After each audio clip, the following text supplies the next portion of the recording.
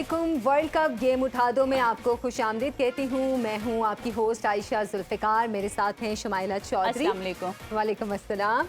तो जनाब, world cup 2023 में इस वक्त दो मैचेस खेले जा रहे हैं। एक तरफ ऑस्ट्रेलिया के 389 रन के हदफ के ताक़ुब में न्यूजीलैंड की बैटिंग जारी है और दूसरी तरफ नीदरलैंड्स ने बांग्लादेश के खिलाफ टॉस जीतकर पहले बैटिंग का फैसला किया और बांग्लादेश को जीत के लिए 230 रन का हदफ दरकार है, जो कि इतना बड़ा वैसे टोटल तो नहीं है, लेकिन देखते हैं जब बांग्लादेशी टीम खेलेगी तो फिर कैसा रन्स बनाते हैं वो भी।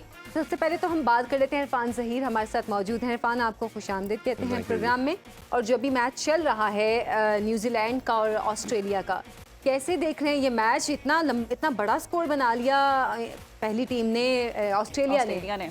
बिल्कुल, अगर हम बात करें कि जो हम डेली बात करते हैं कि मॉडर्न डे क्रिकेट की डिमांड क्या है, जो एग्रेशन की या इंटेंट की बात करते हैं, वो अब नज़र आ रहा है कि जैसा साउथ अफ्रीका ने खेलना शुरू किया और दूसरी जो साइड है जो क्रिकेट खेल रही है ऐसी है, वो हमें नज़र आ रहा है ऑस्ट्रेलिया।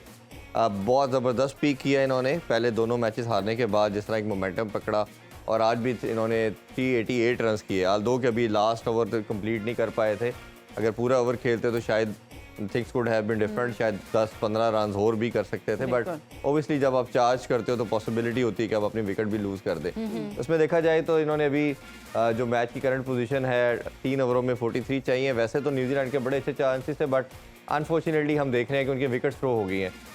अभी एक लास्ट होप इनकी मौजूद है, जिमी नेशम जो है वो भी खेलें, इनको चैपमैन की जगह पे इन्होंने ऐड किया है। अच्छा। चैपमैन भी मेरा मानना है कि ऐसा ज़बरदस्त प्लेयर है कि वो टीम में हमेशा बनता है, बट ओबियसली आपको कई दफ़ा डगआउट पे भी लाए करते हैं, आप पॉसिबिलिटी देते हैं। यही इन सब टीमों की बात करें तो ये अपने जितना डगआउट में प्लेयर है उनको भी उतना ही ट्रस्ट करते हैं, उनको भी वैल्यू करते हैं, उनको भी चांस देते हैं, जो कि अनफॉर्चुनेटली हमारा नहीं नज़र आता।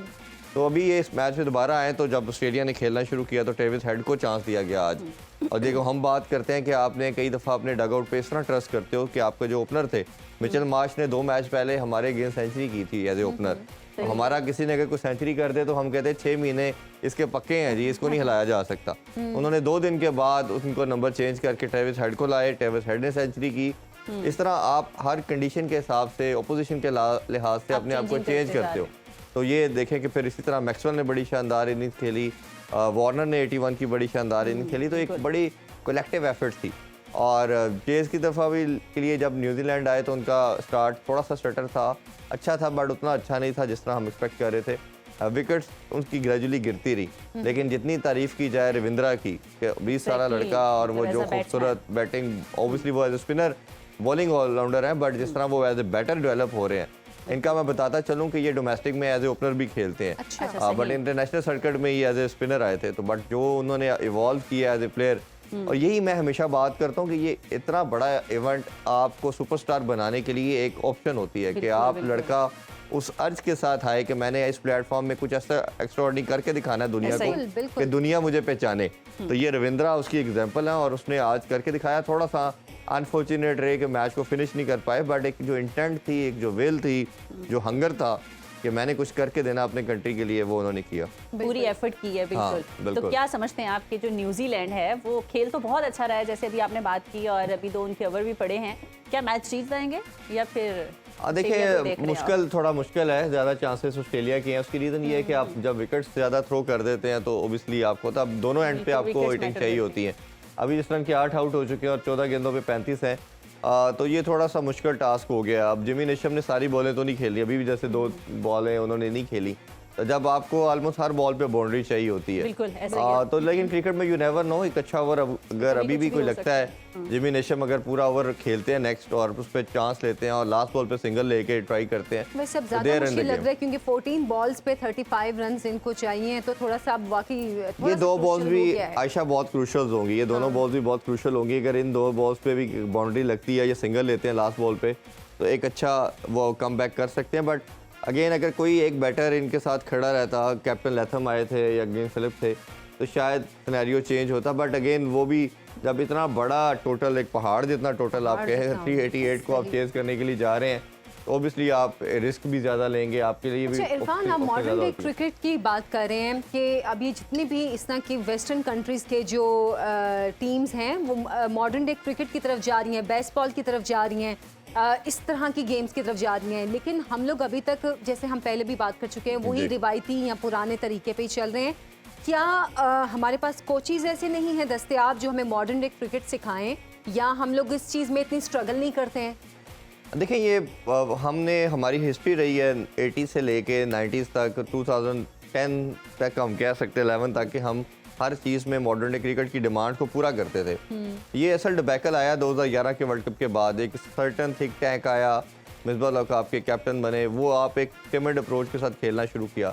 दरमियान में फिर हमने 2016 से लेके 19 तक सरफराज की कैप्टनसी में अच्छा करने की कोशिश की, बड़ा अच्छा अग्रेसिव खेले, चैंपियन ट्रॉफी जीती, 2 साल हम T20 में नंबर 1 भी रहे।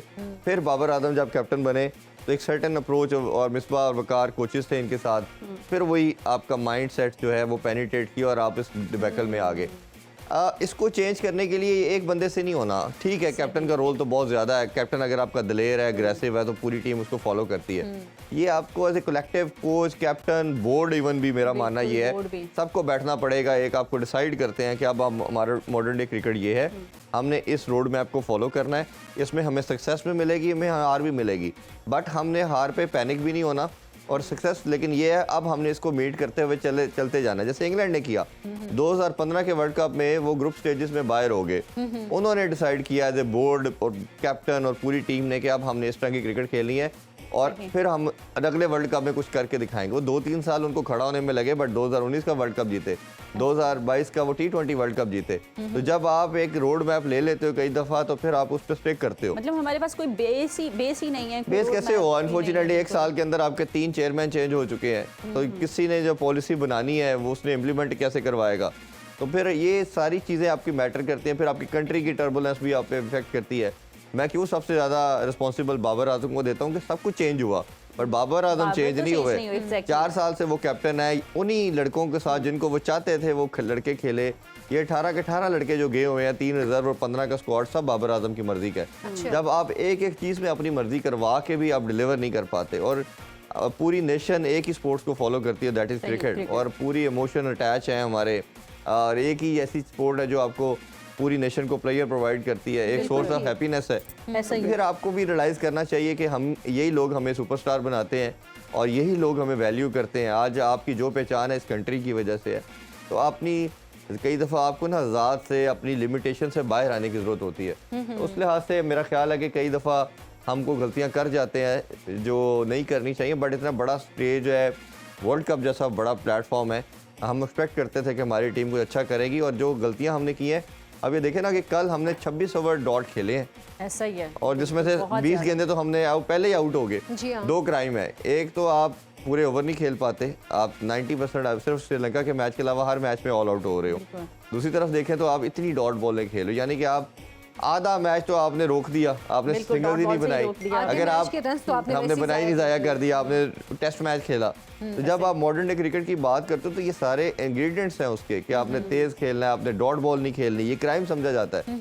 तो आप इस अप्रोच के साथ, आपका थिंक टैंक क्या कर रहा है, कैप्टन क्या कर रहा है, प्लेयर्स क्या कर रहे हैं, वो क्या अप्रोच है जो आपकी टीम मीटिंग में डिस्कस हो रही है, मतलब वो दुनिया को समझ ही नहीं पा रही। हम तो समझ नहीं कर कि ये किस तरह आप इतनी डॉट बॉल खेल सकते हो, आपको सिंगल क्यों नहीं लेते, आप छक्का मार रहे हो या चौका मार रहे हो या डॉट खेल रहे हो। बिल्कुल। अच्छा, सिंगल डबल क्यों नहीं ले रहे? टीम की जो खामियां हैं उसको तो हम बताते भी रहते हैं, क्योंकि जाहिर सी बात है जो लोग शौक से क्रिकेट देखते हैं, जिनका प्रोफेशन है, उनको ज़्यादा पता होती हैं चीज़ें। लेकिन फिर मैनेजमेंट क्या इन चीज़ों को ध्यान नहीं देती है? क्या मैनेजमेंट नहीं देखती है कि भाई ये मसाइल हैं, डॉट बॉल ज़्यादा दे रहे हैं, ओवर्स को ज़ाया कर रहे हैं, या फ़ौरन आउट हो रहे हैं प्लेयर्स? क्या मैनेजमेंट इन चीज़ों पे नहीं नोटिस लेती है? वही अच्छा बात मैंने अभी जो की कि मैनेजमेंट है ही नहीं आपकी। आपका एक बोर्ड आता है, फिर चेंज हो जाता है। अभी इस चेयरमैन का भी नहीं पता ये कितने दिन है।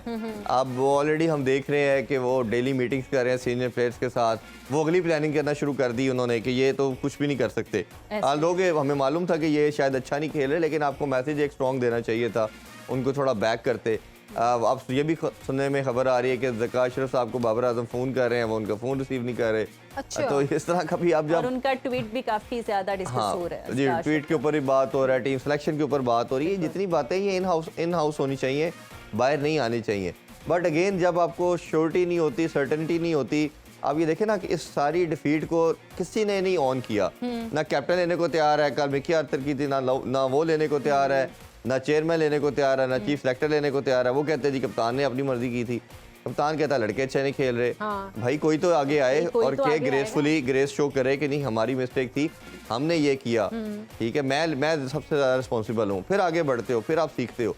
जब आप ब्लेम गेम खेलना शुरू कर देते हो, एक दूसरे पे थ्रो करते हो चीज़ें, तो फिर आपको ये सारे ये जितनी भी टर्बुलेंस नज़र आ रही हैं ये आपको नज़र आती है और फिर उसकी रेमेडी नहीं मिलती। जब सारे कलेक्टिव उसको एक्सेप्ट करते हैं तो फिर आपके पास ऑप्शन होती है कि आप दिमाग में अपने बैठाते हो कि हाँ ये हो गया, ये हमने मिस्टेक की, अब हम आगे बढ़ते हैं। घर के बच्चों वाला मामला हो गया ना, एक दूसरे पे डालते हैं इल्जाम कि हमने नहीं किया, हमने नहीं किया। वही चीज़ हम देख रहे हैं अपनी टीम में भी। आखिर में इरफान ये बता दें बस कि अब जबकि पाकिस्तान कल आउट हो चुका है, अभी 3 मैचेस और खेलने हैं इन्होंने, कितना चांस है इनका अभी सेमीफाइनल का, मतलब दुआओं मौजों के अलावा? नंबर पे वैसे आ चुके हैं। मुझे सुबह से मेरा ख्याल है सबसे ज़्यादा जो सवाल किया गया वो यही किया गया। कल मैंने जान के ये इसकी बात नहीं की। देखिए पॉसिबिलिटी है अभी भी, थोड़े बहुत चांसेस हैं।